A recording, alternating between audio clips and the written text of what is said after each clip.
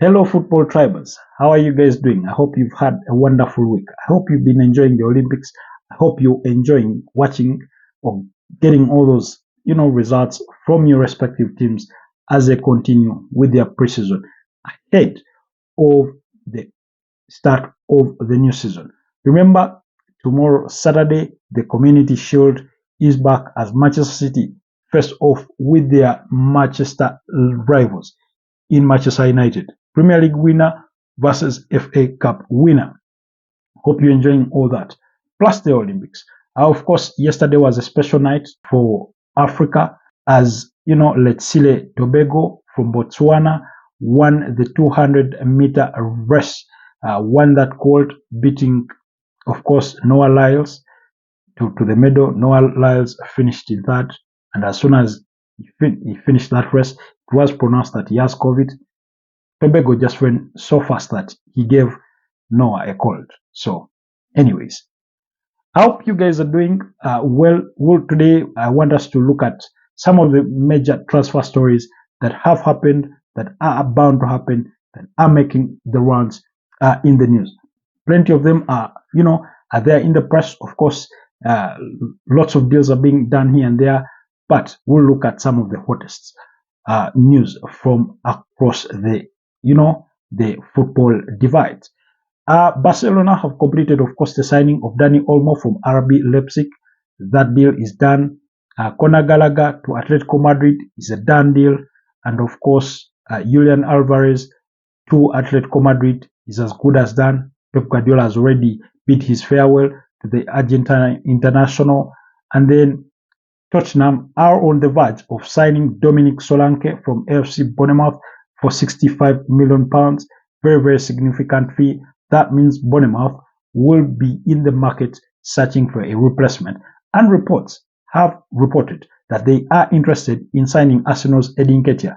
Remember, 𝐷𝐿 𝐘𝐒 has already agreed a deal on personal terms with Olympique Marseille and had bowed out of talks with Arsenal because Arsenal were refusing to lower their asking price of £30 million for the English international. However, in recent news, it is reported that Arsenal have softened their stance to take at least €30 million, which is about £26 million for the England international. Nonetheless, the reports also do suggest that they want to take 𝐷𝐿 𝐘𝐒 on an initial loan with an obligation to buy. So keep an eye on that story. 𝐷𝐿 𝐘𝐒 is open to going to France, but as we all know, transfers they can be hijacked at any time. So do not be surprised to wake up to hear maybe Bournemouth has hijacked the deal and 𝐷𝐿 𝐘𝐒 is heading to Bournemouth. In any case, he may prefer to stay on home soil. Speaking of hijacked deals, West Ham hijacked a deal for Jean-Claude Todibo from Nice, who was destined for a move to Juventus.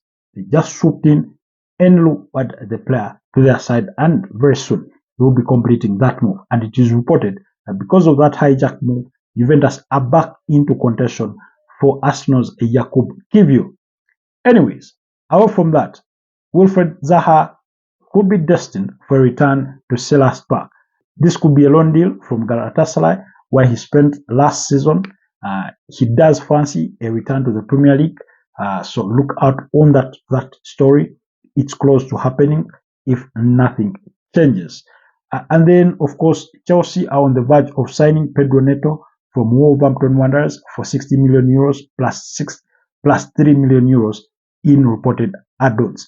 €60 million for the 24-year-old Portuguese winger. Very, very decent player. Very good player there. Good at dribbling, provides assists, does score a bit of goals. And last season, he was one of those star players at Gary O'Neill's Wolverhampton Wanderers, despite the injuries that he did suffer during the course of the season.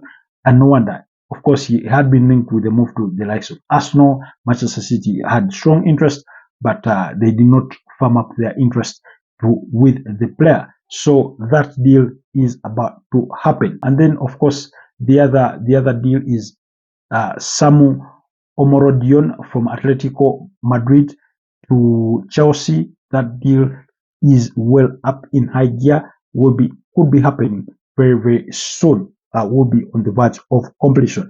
And then, do you guys remember this one? The former Manchester United goalkeeper in 𝐷𝐉𝐽𝐾𝐒. Yes, he has agreed to join Fiorentina on a 1-year deal with an option to extend for a further year. Looks like he'll be back in action after spending 1 year on an undesired sabbatical. When he left Manchester United, he did struggle to find a club, not because there were no clubs that wanted him, but those that wanted him at the time were not where he wanted to go himself. So he chose to stay away, and he had been training alone by himself during the course of last season. So now he will be back in action with Fiorentina.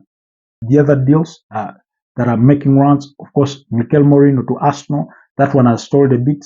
The player has already agreed to personal terms with Arsenal. He has told other suitors like Barcelona, like Atletico Madrid, that his preference would be to go to Arsenal and play under Mikel Arteta. It's just the two clubs that are yet to iron out their differences in regards to, the structure of payment for that particular deal that is reported to be in the region of 25 million euros.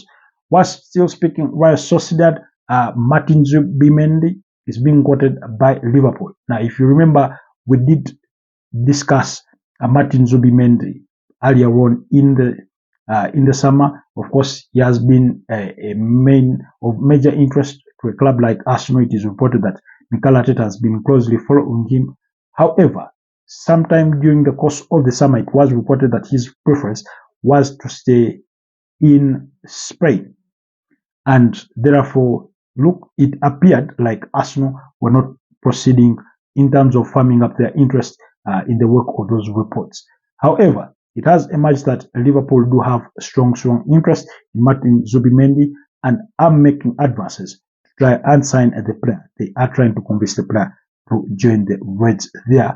Of course, they did lose Thiago Alcantara, who has since retired from football and joined Hansi Flick at Barcelona there as part of his coaching staff. Keep your eyes peeled, or keep your eyes and ears out for that deal.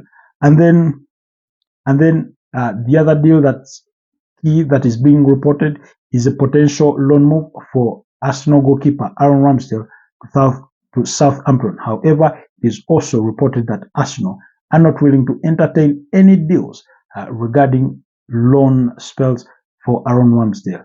If any club is willing to take him, they should be buying directly rather than anything to do with loan deals. But we'll wait and see, because we are very assured that Aaron Ramsdale does want a first-team football, which he may not get at Arsenal, because David Raya will be their number one.